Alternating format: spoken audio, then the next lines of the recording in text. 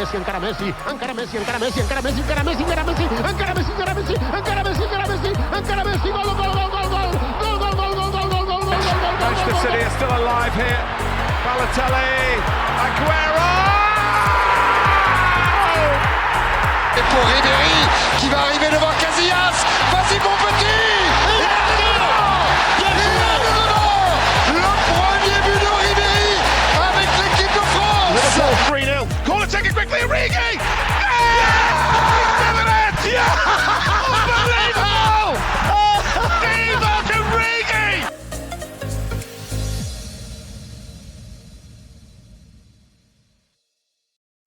Bonjour à tous et à toutes, bienvenue dans cette nouvelle semaine de Passion Foot. Nouveau format, toujours le même concept, toujours les mêmes chroniqueurs. Mathéo est toujours présent. Bonjour Mathéo. Bonjour, je suis très content de continuer à faire ces podcasts avec vous. Il y a des sujets qui vont être très très très intéressants aujourd'hui, donc je suis très content. Et toujours avec nous bien évidemment Brieux. Bonjour Brieux. Bonjour Charles, bonjour Mathéo. Comme Mathéo, moi super content. Toujours un plaisir de faire cette émission avec vous les gars. Eh bien parfait. Aujourd'hui, bien évidemment, vous avez le rendez-vous avec l'actualité du football cette semaine. Au sommaire, beaucoup de choses très intéressantes. On va vous faire un petit récapitulatif. Bien évidemment, les reprises des championnats qui sont au cœur de notre football actuellement. Avec en Espagne, la reprise d'entraînement individuel qui devrait se faire. On va également parler de la Coupe de la Ligue et de sa fin prématurée. On va aussi parler du côté de Rennes, où un nouveau directeur sportif est attendu. Et enfin, un grand club historique anglais qui serait en passe d'être racheté. Est-ce que tout est bon pour vous ? Est-ce qu'on peut y aller ? On y va, on est prêt. Allons-y. Eh bien parfait, c'est tout de suite l'actualité. Il lui a donné son numéro de téléphone et il lui a demandé où l'année prochaine il allait l'entraîner et qu'il le suivrait quoi qu'il arrive. Non, Annecy, je vous le dis. L'actualité a fortement été marquée par bon nombre de décisions concernant la reprise ou non de certains championnats partout en Europe. La semaine dernière, on vous parlait des Pays-Bas, de l'Allemagne, et aujourd'hui, on va plus vers nos voisins espagnols qui ont lancé et communiqué un calendrier pour la reprise des entraînements avec certaines dates clés. La première, qui est très importante, c'est le 4 mai, avec une reprise individuelle pour les joueurs. Le 11 mai se dérouleront des entraînements par petits groupes. Le 26 mai, retour des entraînements collectifs. Et enfin, une reprise potentielle des matchs à huis clos se tablerait sur le 7 ou le 14 juin prochain.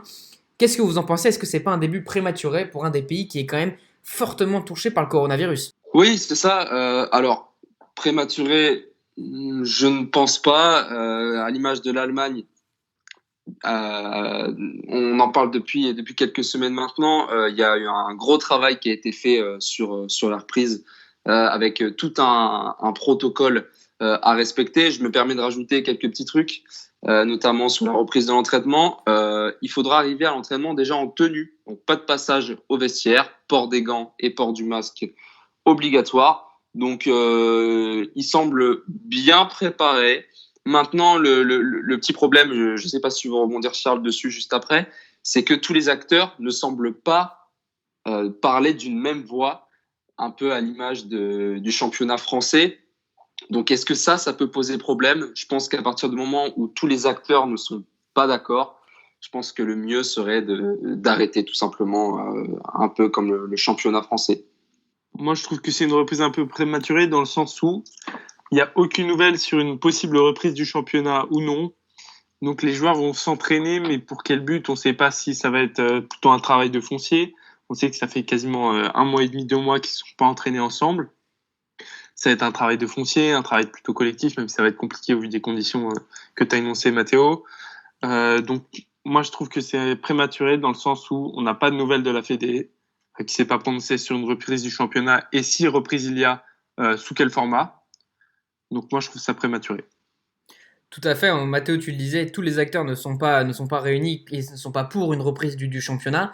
Brieux, tu l'as dit également, il y a une sorte de discorde entre la fédération et la ligue qui essayent de se mettre d'accord sur une date de reprise. Les dates d'entraînement ont, elles, déjà été fixées, mais il y a surtout un élément majeur, c'est le syndicat des joueurs de la Liga qui a clairement affirmé être contre une reprise du championnat espagnol. C'est quand même problématique quand une ligue veut faire jouer ses joueurs mais que les joueurs ne veulent pas reprendre, Mathéo. Oui, c'est un peu compliqué, quoi, parce que c'est les acteurs, on va dire, c'est les acteurs principaux, pardon, du métier de footballeur. Donc, c'est hyper délicat. Moi, je pense que le mieux, ce serait de suivre la France et d'arrêter le championnat maintenant. Les joueurs vont aller sur le terrain en reculons. D'autres vont peut-être ne pas reprendre l'entraînement du tout, hein, si jamais ils sont vraiment contre. Faut pas que ça tourne au ridicule non plus. Vaut mieux prendre une sage décision. On rappelle que la priorité est sanitaire, comme je le dis souvent, mais c'est le cas. Et tout à fait, il y a beaucoup aussi d'autres championnats qui sont en train de chercher une solution. Petite information qui nous est parvenue ces derniers jours, tous les clubs italiens et anglais ont réaffirmé leur envie de reprendre la saison, alors que certains joueurs ont également affirmé leur envie de ne pas reprendre, donc on est encore très loin de retrouver du football européen cette année, tant que tous les partis ne sont pas d'accord. Voilà pour la partie reprise du championnat. On va tout de suite retourner en France, où il y a bien évidemment cette histoire avec la Coupe de la Ligue qui aura donc une fin bien triste. Cette compétition qui a été créée en 1994 pour les clubs professionnels et qui offrait alors une place en barrage en Ligue Europa, va donc s'arrêter cette saison et peut-être sans finale dû à cette épide coronavirus. Brieux, qu'est-ce qu'on retient réellement de cette compétition ? On retient de cette compétition qu'elle n'a pas duré très longtemps. Comme tu l'as dit, Charles, elle a été créée lors de la saison 94-95. Donc en tout, on aura eu environ 25 éditions. Et 25 éditions avec un partage des titres vraiment très très égoïste. Hein. Les grands clubs sont partagés la part du gros. Le PSG en a remporté 8 éditions, dont 5 des 6 dernières. 5 d'affilée notamment. Marseille en avait gagné 3 d'affilée au début des années 2010. Lyon en a gagné une. RC Strasbourg en a gagné 3, dont celle de l'an dernier. Donc la dernière. Enfin, pour l'instant, on ne sait pas les conditions suivantes. Une compétition vraiment qui a été écrasée par le Paris Saint-Germain historiquement, pour moi. Les 2 meilleurs buteurs de la compétition ont joué pour le Paris Saint-Germain, que ce soit Pedro Miguel Paoletta ou Edinson Cavani, auteur de 15 buts tous les deux. Une compétition vraiment pour les gros, pour ajouter un titre au pays, plutôt un titre dans la Ligue française, pardon. Donc moi, c'est pas une compétition qui m'a marqué particulièrement. Donc c'est pas une grande perte pour moi. Et justement, par rapport à ça, Mathéo, est-ce qu'on perd réellement un gros compétition, une grosse coupe en France, ou est-ce que réellement c'est plus une bonne chose pour le championnat français ? Non, pas vraiment. À vrai dire, je pense que la Coupe de la Ligue ne va pas manquer à grand monde. On peut regarder les matchs de Coupe de la Ligue, il y a quand même une très faible affluence. Les stades sont souvent vides, expliqués par l'horaire qui est souvent mardi, mercredi. On rappelle que c'est pas des matchs de Champions League, donc ça n'a pas la même affluence. Les stades ne sont pas remplis, et puis surtout expliqué par un turnover des équipes. Par conséquent, ça n'intéresse pas beaucoup les fans de football. Une issue qui a été aussi scellée par les diffuseurs, parce que les diffuseurs n'en voulaient clairement plus. Le contrat avec France Télévisions arrivait à son terme et aucun diffuseur n'a répondu à l'appel d'offres qui a été lancé. À noter que la LFP a dit que ce n'était pas une suppression, mais que c'était une suspension. Par contre, je ne sais pas si vous êtes d'accord avec moi, mais on a du mal à imaginer un retour en grande pompe de la compétition, peut-être dans quelques années, peut-être avec l'arrivée de nouveaux diffuseurs. Moi, je pense que sous le format actuel, il n'y aura pas de retour à la compétition de la Coupe de la Ligue. Je pense que si la Coupe de la Ligue veut revenir un jour du moins, il faudra un changement de format. J'ai pas exactement d'idée sur ce sujet, mais il y a des formats qui sont sortis. Des formats qui sont sortis au début. La tendance était plutôt à reformuler, à donner une autre forme à la compétition. On a parlé d'un format avec seulement 8 équipes, les plus grosses équipes. On a parlé aussi de faire un petit peu comme le basket aux États-Unis, vous savez, par zone géographique. Bon, il y a toutes ces solutions proposées ne sont pas allées plus loin, ce qui explique la suspension de la coupe. Personnellement, je pense que c'est quand même quelque chose, une perte pour certains clubs, même si, comme tu as dit, Mathéo, c'est une compétition qui a été pas très regardée, où les diffuseurs n'en voulaient pas énormément. Mais regardez, par exemple, on prend une équipe comme Strasbourg, qui l'année dernière gagne l'Europa League, et fait quand même va se faire éliminer par l'Eintracht Francfort au barrage d'Europa League, mais qui quand même a réussi à montrer du beau football et à vraiment... Ça ramène quelque chose pour ces petits clubs, donc effectivement, ce n'est pas une grande perte pour l'ensemble du football français, mais ça avait quand même une importance au niveau européen pour ces clubs. Et ça pourrait aussi donner des idées aux organisateurs pour trouver un moyen de justement trouver une nouvelle compétition avec un nouveau format, comme on l'a dit, qui pourrait permettre à ces clubs, pourquoi pas, une accession au barrage d'Europa League. Merci pour cette petite intervention sur cette coupe. On va tout de suite partir du côté de Rennes. Le Stade Rennais qui va continuer son développement pour devenir peut-être l'une des places fortes de notre territoire. Et pour ce faire, il y aura un nouveau directeur sportif qui devrait arriver du côté du Stade Rennais, qui aurait jeté son dévolu sur Florian Maurice, qui était l'ancien responsable du recrutement à l'Olympique Lyonnais, qui avait donné sa démission au club, et qui donc se dirigerait vers Rennes. Qu'est-ce que vous pensez de ce choix ? Est-ce que c'est un choix intéressant pour Rennes, mais aussi pour Maurice ? Quel est l'avenir de Rennes avec Maurice, Mathéo ? On voit clairement, pour parler de Rennes d'abord, on voit clairement le changement de dimension pour le Stade Rennais, notamment aussi amené par la Ligue des Champions. Moi, j'ai hâte de voir ça l'année prochaine. Je suis vraiment curieux de voir ce que ça peut donner. Le Stade Rennais est devenu un très bon club de Ligue 1. Il a toujours été plutôt un bon club, mais là, on voit avec les parcours, notamment européens en Europa League, les parcours en coupe, des très bons parcours aussi en Ligue 1. Il sort de très bons joueurs, donc je suis super content qu'un club comme ça se développe dans le championnat français. Pour parler de Florian Maurice, c'est vraiment un passionné de foot et un grand travailleur par ceux qui le côtoient, décrit par ceux qui le côtoient. Et il arrive au Stade Rennais dans un nouveau poste. Il va enfiler le costume de directeur sportif.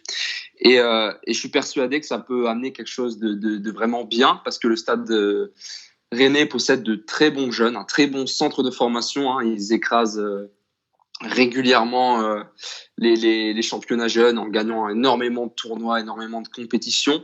Donc je pense que ça peut être un super mélange pour les deux parties. Avant de continuer, pour parler des jeunes, on sait notamment que Rennes est actuellement en quart de finale de Youth League. C'est quelque chose qui est très très important à noter pour vraiment appuyer sur cette partie jeune.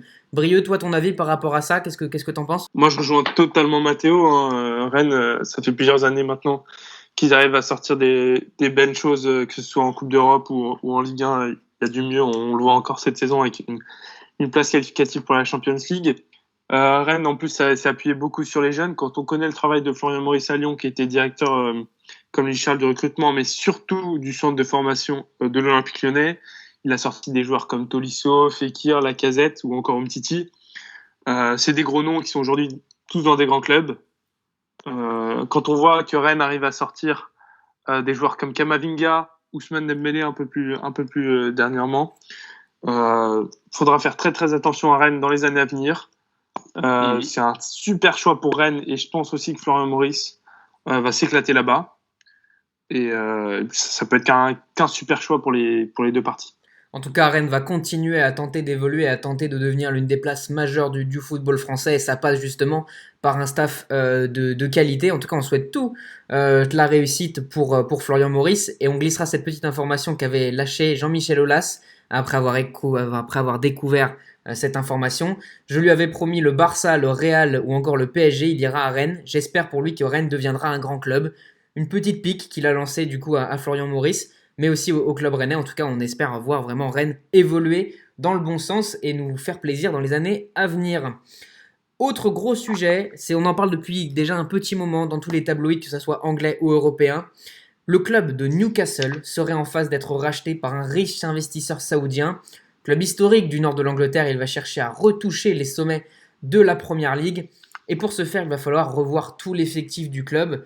Mais aussi, on sait qu'il a certains problèmes au niveau de ce rachat. Mathéo, est-ce que tu peux nous en dire plus sur ça ? Ouais, c'est ça. C'est un rachat qui fait pas mal débat dans le monde, pas qu'en Angleterre. Comme du côté déjà du groupe qatari de beIN Sport, qui s'opposerait premièrement au rachat de Newcastle par le groupe saoudien. Et ça poserait problème également au niveau de l'ONG pour des problèmes liés aux droits de l'homme en Arabie Saoudite. Donc, il faut faire attention, le rachat est loin d'être validé. Il est à l'étude par la Ligue anglaise. En tout cas, on sait que Newcastle vise très très haut. On a entendu beaucoup de noms. Brio, est-ce que tu peux nous dire un peu quel est l'objectif de Newcastle et quels sont les joueurs qui sont visés pour les saisons futures et même dès ce mercato? Alors, les objectifs de Newcastle sont très grands, hein. Je crois que c'est un peu un objectif à la manière du Paris Saint-Germain au début de l'ère Qatari, c'est-à-dire de gagner des titres et de remonter le plus haut possible dans les standards du football anglais. Et Newcastle, c'est un club historiquement qui était très très haut. Newcastle, il vise notamment des joueurs en fin de contrat pour l'instant, avec des joueurs comme Edinson Cavani par exemple, ou encore des joueurs en difficulté avec leur équipe actuelle, ou en conflit tout simplement comme Kalidou Koulibaly, le rock sénégalais du Napoli, mais aussi des joueurs un petit peu plus techniques qui connaissent le championnat, comme Philippe Coutinho, qui pourrait faire un retour en Première Ligue, ou encore Danny Rose, l'arrière-gauche de Tottenham. Et enfin, des joueurs un peu plus d'avenir, comme par exemple le milieu néerlandais Danny Van de Beek. Théo, est-ce que tu aurais d'autres noms peut-être à nous parler? Est-ce qu'il y a eu d'autres grands joueurs qui ont été annoncés du côté de Newcastle? J'ai entendu quelques autres grands noms. On parle de Mertens notamment avec le Napoli qui pourrait poser ses valises du côté de Newcastle. On parle aussi de Fekir, qui serait ciblé depuis un long moment par Newcastle, et des jeunes joueurs comme Boubakary Soumaré qui était déjà pisté par Newcastle. Je crois que le LOSC avait refusé une offre cet hiver pour Soumaré. Donc ce qui est sûr, c'est que ils ont rehaussé leur ambition. Ils ont de l'argent à dépenser, surtout dans un mercato où je pense qu'il va y avoir quand même pas mal d'opportunités. Donc ça va être très intéressant à suivre. Attention, le rachat n'est toujours pas fait. À noter qu'il y a aussi d'autres hommes d'affaires qui se sont montrés intéressés par le rachat du club, comme le Californien Henry Morris. En tout cas, beaucoup de spéculations aux côtés de ce club de Newcastle qui pourrait, pourquoi pas, redevenir une place forte du football anglais. Petite information aussi qu'on a vu traîner, mais qui nous paraît quand même très compliquée, nous ici dans l'émission. Pochettino serait la cible principale en termes d'entraîneur. Est-ce que vous avez un petit avis là-dessus très rapidement vis-à-vis de Mauricio Pochettino à Newcastle? Du point de vue de Newcastle, ce serait une super idée. C'est un entraîneur qui a fait des choses extraordinaires avec Tottenham durant plusieurs années. Je pense que ce serait une super recrue pour le nouveau projet de Newcastle. C'est un top coach, comme l'a dit Brieux. Maintenant, j'ai vraiment du mal, je sais pas pourquoi, j'ai vraiment du mal à l'imaginer du côté de Newcastle quand on voit notamment l'attachement qu'il a pour le club de Tottenham. Donc peut-être ailleurs qu'en Angleterre et peut-être un jour un retour à Tottenham. En tout cas, effectivement, il a annoncé cette semaine qu'il souhaitait un jour revenir à Tottenham pour gagner des titres. En tout cas, ça va être une histoire très très intéressante de regarder cette équipe de Newcastle. En attendant, bien évidemment, l'officialisation du rachat. Une fois que ce rachat sera fait, on en saura beaucoup plus sur l'avenir du club anglais. Pour finir cette partie actu de la semaine, je vais laisser la parole à Mathéo et sa rubrique Mercato. Yes, alors c'est parti pour la rubrique Mercato du jour. Alors je vous préviens, on se rapproche de plus en plus de la période de transfert, donc il y a de plus en plus d'informations croustillantes. Et on va commencer avec un focus sur la Ligue 1, un petit focus sur la Ligue 1, puisque ça a pas mal bougé. Et on commence avec Steven Nzonzi, vous savez, le joueur qui est prêté par Galatasaray au Stade Rennais, qui vient de prolonger son contrat d'1 an. Donc l'ancien champion du monde, en fait, il avait une clause dans son contrat qui permettait de renouveler d'1 an son contrat en cas de qualification pour la Ligue des Champions. C'est chose faite, donc bonne nouvelle pour le Stade Rennais qui aura bien besoin de ce joueur expérimenté en vue des prochaines échéances. On enchaîne du côté du FC Nantes où Simon Moses est très courtisé, d'après l'excellent Manu Longeon que je vous conseille de suivre sur Twitter. Le Stade Rennais et l'Olympique Lyonnais se sont positionnés sur le joueur nigérian. Un très bon joueur, Simon Moses, international nigérian. Il a disputé cette année 30 matchs avec le FC Nantes pour 9 buts et 8 passes décisives. Et notamment en championnat, il a marqué 5 buts et 5 passes décisives pour 26 matchs. C'est un joueur vraiment, un petit joueur, un petit gabarit, un peu moins d'1m70 je crois, mais une fusée sur le terrain et difficile à arrêter dans son couloir. C'est ça, donc à voir. On sait qu'il était prêté par Levante. Charles, Simon Moses qui reste en Ligue 1, c'est forcément une bonne nouvelle. C'est forcément une bonne nouvelle parce qu'on sait que la France est un des championnats qui exporte le plus de joueurs à l'étranger. Quand il est arrivé de Levante, personnellement, qui ne suis pas un fan de Nantes ou spécialement de ce joueur, il a quand même été très impressionnant dans tout ce qu'il a pu faire cette saison. C'est un peu une des révélations de la Ligue 1 de cette saison. Et qu'il aille dans des grands clubs comme ceux que tu as cités, Mathéo, ça peut être qu'une bonne chose. Il faut que la France arrive à devenir un championnat où les jeunes veulent rester et veulent progresser. Ça a été le problème du championnat français pendant de nombreuses années. Et si des jeunes comme ça, même s'ils quittent leur club, restent en France, ça ne peut être qu'une bonne nouvelle pour le championnat qui ne peut que s'améliorer dans ce cas-là. Et en parlant de bons joueurs, on parlait des difficultés du championnat français à garder ces bons joueurs. Est-ce que vous suivez un petit peu les lives des joueurs sur Instagram, messieurs? Il y a une information qui a été capitale cette semaine, qui a notamment été lancée sur un live Instagram. Est-ce que ça vous dit quelque chose? Alors personnellement, moi je l'ai pas vu. C'est Malang Sarr qui a fait un live avec Téléfoot cette semaine. Et il a indiqué dans ce live qu'il n'allait pas renouveler son contrat avec l'OGC Nice. Donc il va partir libre cet été. Il a indiqué qu'il appréciait particulièrement le championnat allemand. Donc, affaire à suivre, sachant qu'il y a toujours des clubs, on pense notamment à l'Olympique de Marseille, on pense au LOSC, qui suivent la situation du joueur. Mais franchement, un joueur libre de ce calibre-là, c'est une opportunité à ne pas rater. Ça donne envie. Si je peux me permettre, Mathieu, ce serait intéressant qu'il reste en France, Malang Sarr, parce que ça fait beaucoup d'années quand même qu'on dit qu'il a le potentiel pour des plus grands clubs. Malheureusement, il n'a jamais réussi à passer ce stade de devenir un pilier d'une défense. Même à Nice, parfois, il a été quand même très très faible. Ça serait intéressant pour lui de rester quand même en championnat français. On en parlait juste avant avec Moses. Pour moi, partir en Allemagne, ce serait peut-être une erreur pour lui. Après, ce n'est qu'en mon humble avis, mais comme je l'ai dit, il faut vraiment garder nos talents en France et développer notre football, quoi. Donc c'est important qu'il reste en France, selon moi. Je le verrais bien à la place d'un Gabriel, par exemple, sur les départs du côté du LOSC. Un peu le même profil, gaucher tous les deux, solide défensivement. Ça pourrait être le parfait remplaçant pour le LOSC. Tout à fait. Après, le championnat allemand, c'est pas non plus une mauvaise idée quand on voit notamment les défenseurs français qui réussissent. On peut penser à Upamecano, on peut penser à Yakidot Konaté, Mukiele qui réussissent très bien là-bas. Donc, ce serait pas une mauvaise idée, mais je pense que ce serait plus une bonne idée justement pour les clubs de Ligue 1 d'essayer de le retenir dans le championnat français.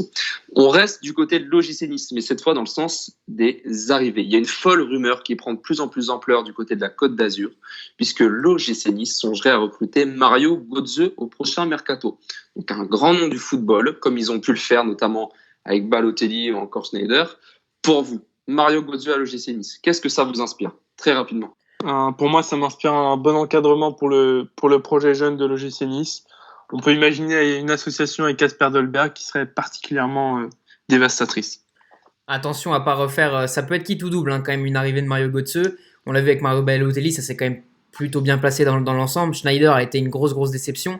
Attention à pas faire un mauvais coup avec Mario Götze, mais ça peut être qu'une bonne chose déjà d'un point de vue économique et d'un point de vue vente de maillots pour l'OGC Nice qui sait très bien faire ça. Ouais. Mais ça peut être aussi un flop comme on a pu le voir avec Wesley Schneider. En tout cas, ça peut être que intéressant pour notre championnat, encore une fois. Pour finir avec la Ligue 1, on va parler de l'AS Saint-Etienne, messieurs, qui a fait beaucoup parler cette semaine, notamment par la prolongation de contrat de Wesley Fofana, donc le très bon jeune défenseur stéphanois, qui a prolongé son contrat jusqu'en 2024. Et ce n'est pas tout, cette fois-ci dans le sens des départs, puisque Bouanga pourrait partir dès cet été. On sait qu'il possède notamment une belle cote sur le marché, du côté du LOSC, du Stade Rennais, ou encore du Betis Séville. C'est tout pour la Ligue 1 cette semaine. Avant de parler de la suite de l'actualité, on va faire un petit tour des autres championnats européens, très rapidement, à commencer par Dortmund, qui est connu pour son très bon recrutement chaque année, notamment ciblé sur les jeunes joueurs. Football Mercato nous répète que le club allemand aurait un œil sur la pépite Bukayo Saka, vous savez, le milieu gauche d'Arsenal, le très bon milieu gauche d'Arsenal. Par contre, difficile à croire qu'Arsenal ait vraiment envie de se séparer de son joueur. Pour continuer, on évoque un échange complètement fou entre Cancelo et Semedo, le joueur de Manchester et le joueur du Barça. Les négociations pourraient se poursuivre dès la semaine prochaine. Est-ce que pour vous, cet échange, ça serait une bonne idée? Ça dépend pour qui. L'échange, ça peut être une bonne idée. Je pense notamment au Barça.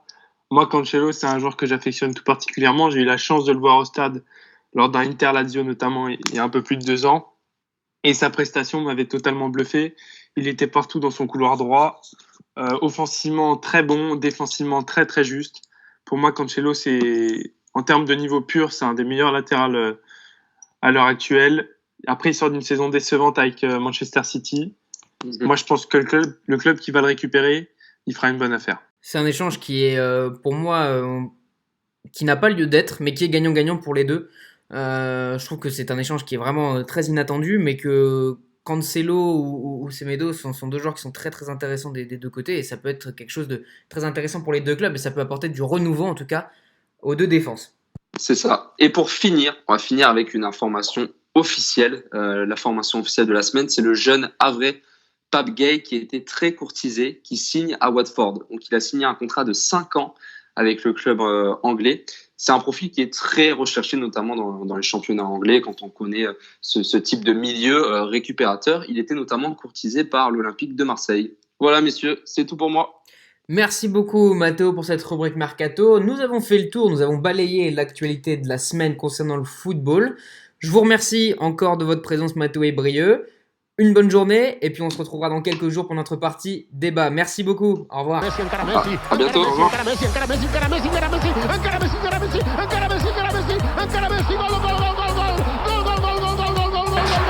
City are still alive here.